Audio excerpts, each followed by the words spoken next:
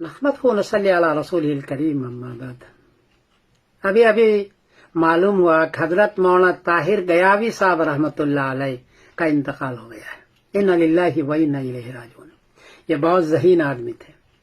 1968 میں دارالعلوم گیا رمضان کے مہینے میں تاکہ رمضان کے بعد میں امتحان دے سکوں. سلم العلوم کا امتحان دینا تھا. منطق کی کتاب تھی. 2-3 مرتبہ اس کو پڑھا تو تھا لیکن پھر بھی یاد نہیں تھی. تو رمضان کے مہینے میں حضرت مولانا طاہر گیاوی سے میں نے پوری سلم العلوم پڑھی. یہ اتنے ذہین آدمی تھے. اگلے سال ان کو اور مجھ کو دونوں کو مشکات میں داخلہ لینا تھا. ابھی مشکات میں داخل نہیں ہوئے تھے.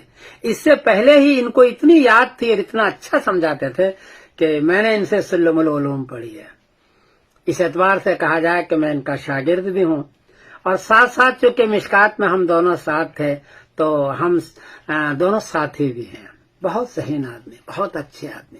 عربی پر اردو پر بڑی ان کو عبور تھی. اور بعد میں جا کر کے یہ مناظر اسلام بنے اور ہمارے دیوبندی مسلک کے لیے بہترین یہ مناظر بنے تھے. یہ بعد میں اس وقت تو مناظر نظر نہیں آتے تھے لیکن بعد میں یہ بنے. واقعی اللہ نے ان کو بڑا ملکہ عطا فرمایا تھا. یہ 2 مرتبہ برطانیہ تشریف لائے.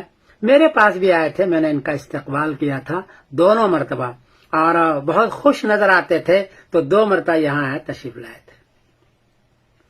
اللہ تعالیٰ ان کو جنت الفردوس عطا فرمائے. ان کے سیئات کو معاف فرمائے. غلطی کوتاہی ہو گئی اس کو معاف فرمائے.